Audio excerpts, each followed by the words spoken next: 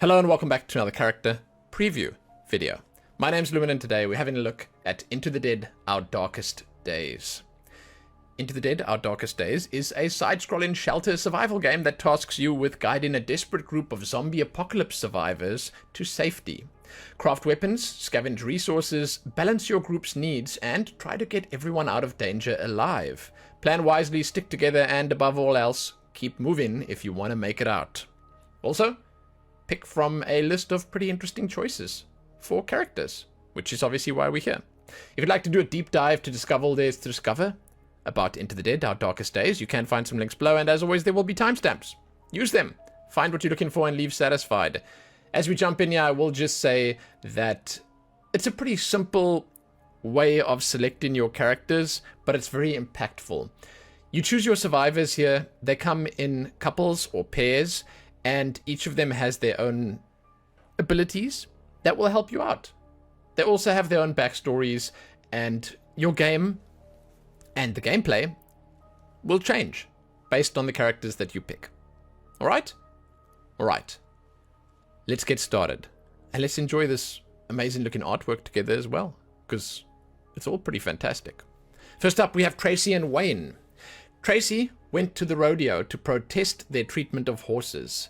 Not to fall for Wayne, a rugged bronc rider who somehow won her over. Despite their different backgrounds, the pair's connection was like lightning. They quickly began planning a future together. On the night of the outbreak, Tracy's pregnancy test came back positive, and the couple now find themselves facing both the dead and the ramifications of starting a family in this hostile world. God.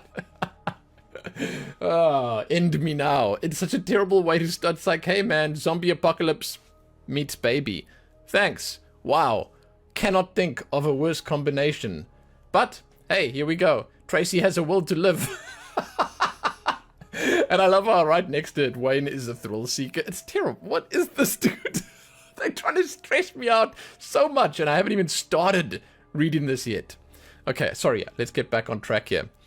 Tracy's will to live melee damage is significantly increased while on low health. Oh my god. Yes, because the baby's gonna die. Determined. The survivor is resistant to morale loss from low needs. Yeah, because the baby's gonna die. Non-drinker. Alcohol cannot be consumed. Yeah, because I'm just gonna say it again. The baby. Why did I start with these two? Wayne has Thrill Seeker. Gains adrenaline state from damage, which boosts morale. And then he's a moonshiner, can craft crude moonshine from the cooking area. Oh my god. Okay. And then he's restless. Spending a phase without leaving the shelter results in morale loss. So this guy likes to move around. Pretty fantastic pair. I love the style once again that they went with here. The art is phenomenal. And yeah, with that said, let's move on. Darrel and Leo. Darrel, an irritable high school baseball coach, has been grappling with a difficult student named Leo. Despite his frustration, Darrel's determined to stay by Leo's side and help him locate his family as the city descends into turmoil. Okay, that's pretty cool. I dig that.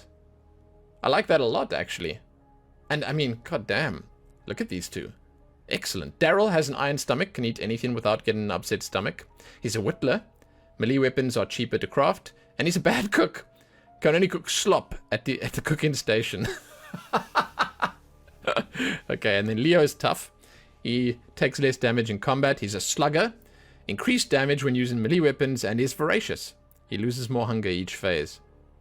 Pretty cool. Pretty cool. And, I mean, Leo's a bit of a looker.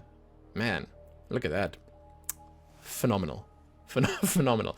Less depressing backstory, so I like this. Thumbs up. Next up. Sebastian and Dianne. Dianne spent her time outside of class, waiting tables at the local bar, saving for a pair of high-end turntables. She'd always struggled to connect with Sebastian, the bar's reserved and curmudgeonly owner, but now, having fled the establishment, the two find they share something in common. The will to survive. Yeah, well, okay. Sebastian's a gunsmith. Ranged weapons are cheaper to repair. He's a marksman, deals more damage when using firearms, and is jaded. Morale is restored slower than other survivors. Dianne is untiring. She loses rest slower than other survivors because she worked as a waitress. Optimist, she passively gains a small amount of morale every phase, and she's a poor craft person. Yeah. Barricade repair is less effective. Cool, cool, cool, cool. And again, they just nail the art. It's fantastic. I love it. Excellent. Then we have Hector and Kayla. Kayla, a rebellious high school student, would frequently clash with her overprotective father, Hector, who would often push her into embracing his passion for outdoor living and self-reliance. The pair managed to reconcile after the chaos of the outbreak and the tragic loss of Kayla's mother. Oh, good. Okay. So sort of a happy ending for that. Hector's a gearhead. A gearhead gains extra component resource for each dismantled item. A fortifier, barricades are cheaper to repair, and Insomniac loses more rest each phase. Okay. Alright.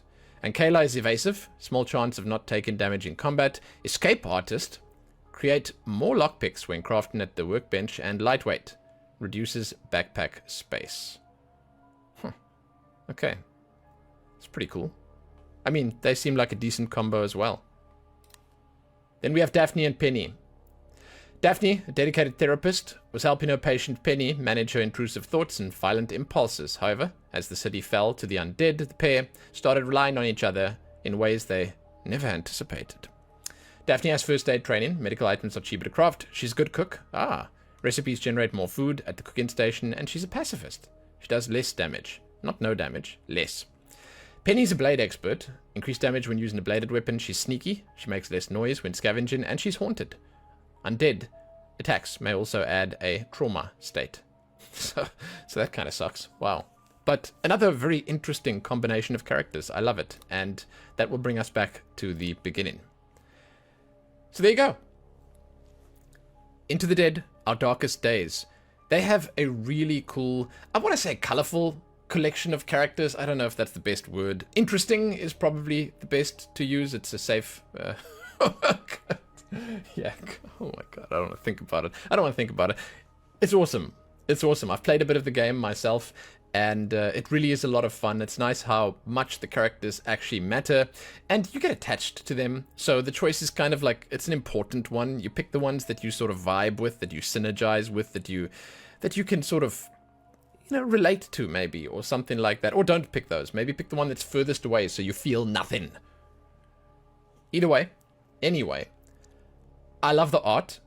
The descriptions are well thought out, and the abilities and the passives and stuff like that seem pretty cool. The whole thing is just put together in a phenomenal way, and I am just a big fan. Yeah. So, like, well done, thumbs up. Nothing negative to say about this.